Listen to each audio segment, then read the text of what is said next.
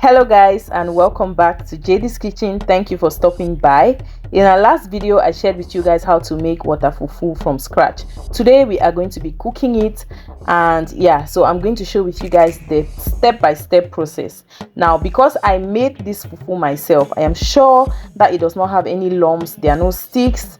If you buy fufu from the market, then this particular process I'm doing, you have to do it with your hand. You have to go into the fufu and actually press with your hand, wash your hands clean, and try to ensure that there's no sticks and anything. You now put your fufu on the fire and you constantly stir with a stick. Okay, you just constantly stir while the pot is already on the fire.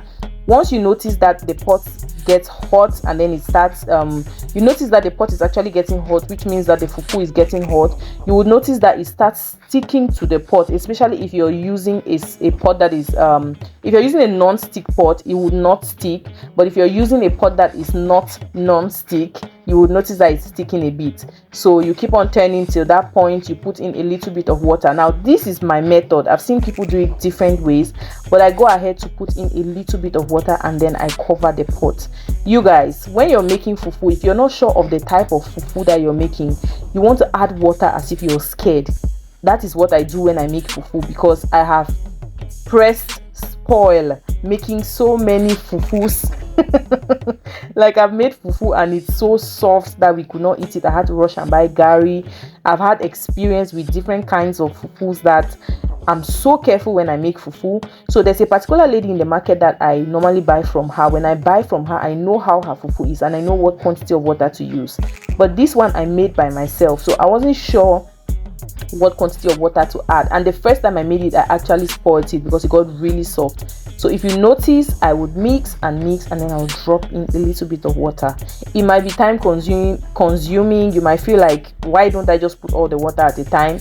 If you are not very good at making fufu and if you don't know the kind of fufu you're dealing with, I never really get to master the different kinds of fufu. But going to the market, you realize that they'll say, oh, this one is apple, this one is this one is that one that draws. Like those women who sell fufu, they'll call it different names. But I just know that when I want to make fufu, I have to be patient. You guys see how I'm dropping water like somebody that is begging water or buying water. So that's what I do when I'm making fufu. I just go ahead and pound and pound and pound. The first step I mentioned earlier is very important, especially when you did not wash your fufu yourself. If you go back to the video where I washed my fufu, you will notice that I removed all the sticks. I ensured that it was just the smooth fufu paste that I was left with. But when you buy from the market, you're not sure what you're buying, so you want to go in with your hand. I used my stick in the beginning because I was sure. So you see me adding some water again. Please add your water slowly. The last time I made this particular fufu, I spoiled it because I was just assuming like, oh, when I normally make this other fufu that I always buy, I just put the water like this, and I did that and my fufu was soft. It was so soft that we had to actually make gari to eat with eru. And in our next video, I will be sharing with you guys how to cook delicious Cameroonian eru. Someone said on Twitter that eru is the national dish of Cameroon, and I kind of agree. Anyways, let's continue with our fufu. I keep on adding water and I keep on pounding. I keep on mixing.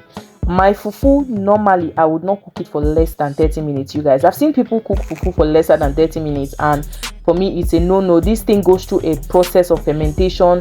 Then when you buy from the market, you don't even know how those people, like, they put it outside, they leave the pot outside for 3 days. Like, the process is just in a way that you want to really cook it. So and when you don't cook it well, it actually has like a raw taste in the mouth. So I cook it a lot. You guys would see that at this point, this is like 15 minutes after I have been putting water, closing the pot, allowing it to steam and cook properly. Okay, you can see now that my fufu is cooking. You can see the color is changing. It's looking more like cream white. And then you can see I have what we call boni boni. My pot has already formed the, I'm looking for an English name, but there's no English name. It's boni boni. Okay, I have boni boni, and this is one challenge I always face when it starts developing. When it starts having this boni boni part, it wants to stick and get into the fufu, but you don't want that. At the end, my fufu was ready, but I was like, oh, maybe I need a little bit of water. So this time around, I didn't even use a cup. I used my hand just to sprinkle a little bit of water. So I think I've mentioned the most important things when it comes to making fufu. You want to know the kind of fufu you're dealing with. You want to be very careful with how much water you're putting, okay? And then you want to just be patient, keep on mixing and mixing and mixing, especially at the early phase when you just put the pot on the fire. And then please do give your fufu some time to actually steam or boil. Like, close your pot. I've seen people make fufu and they don't close their pot. They just turn it. I mean, everybody has their way of doing it, but this is mine. I like to close my pot at least 2 times. Just sprinkle a little bit of water or drop a little bit of water and then close the pot. Here you go. We have our fufu looking really clean and nice and smooth, no koro.